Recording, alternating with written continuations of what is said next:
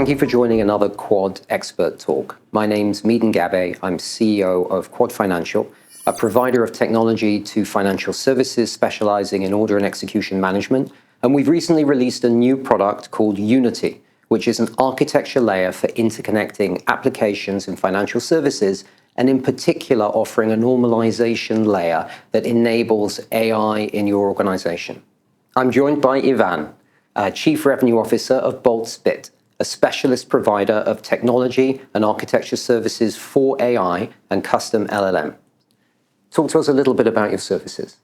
Thank you, Medan. Pleasure to be here, and absolute pleasure to be partnering with Quod and be part of the Unity ecosystem, empowering AI and democratizing adoption of the latest LLM technology within the financial services. Boltzbit is an AI infrastructure provider for custom large language model solutions. And as a horizontal tech player, we service multiple industry verticals and domains. Current focus is on the financial services, working with buy-side, sell-side data vendors, and also technology providers such as Quod. In the industry, AI is a hot topic. Everyone's thinking about how they can use it, but I think generally, adoption and practical use cases has been a real challenge. With Quod, we realized that releasing a product, the Unity architecture, would allow customers to interact with normalized data, to interact with different systems, and to bring AI more quickly into their infrastructure so that they could look at different vendors and understand how these vendors could assist their capabilities. Why I'm excited about this conversation is it's an opportunity to really have a conversation with you on how are people using AI? What do you see are the practical applications of AI in the industry? And what should our customers and our prospects and generally people in the industry be thinking about AI as a possible use case?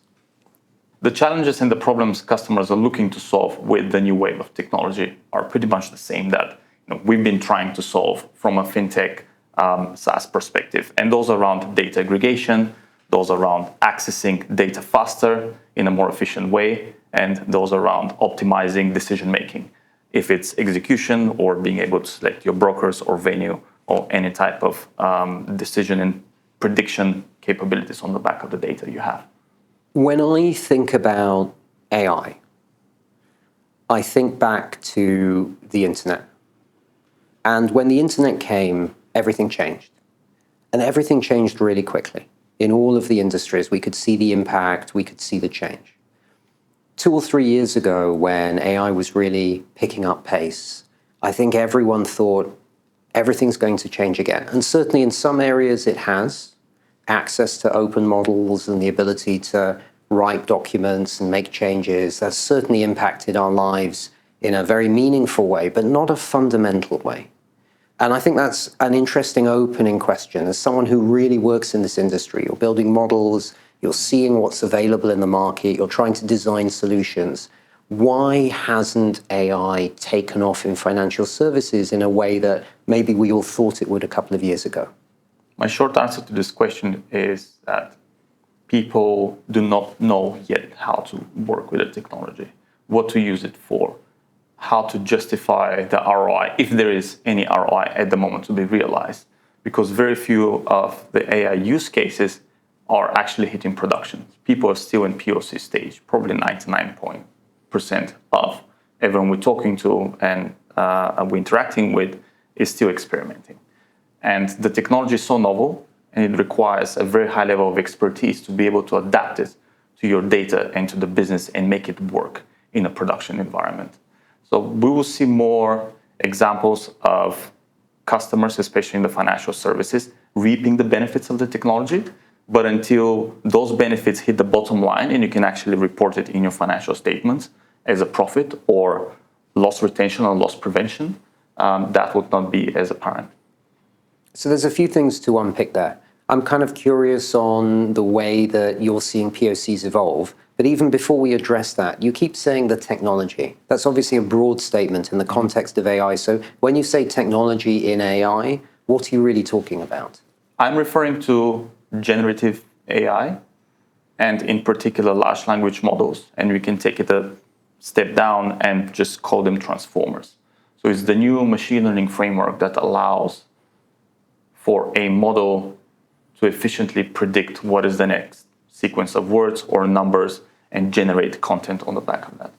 So this is really the transition when we talk about AI, because machine learning and automation have existed. I mean, we've certainly had automation for 10 years in our product, where you're building rules and making decisions based on conditions. This ties in a little bit to the POCs. So where are you seeing POCs?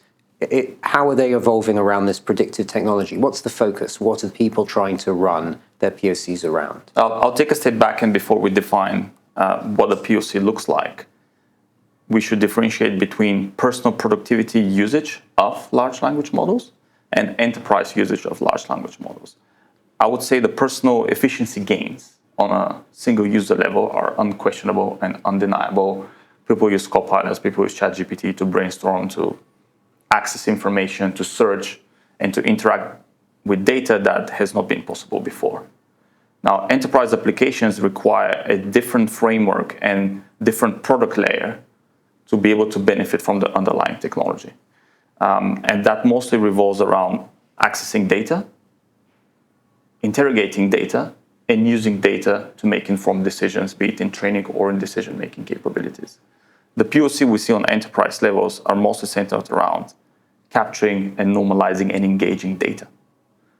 We're not at the level where customers are substituting traditional machine learning models with the new AI technology, but preparing for that state in the future where they're able to do so by aggregating and normalizing the data, being able to access the data from a single central point, which speaks back to what you guys are developing with Unity and the ability to provide that single aggregated layer to customers from a single connectivity point. And this will be critical.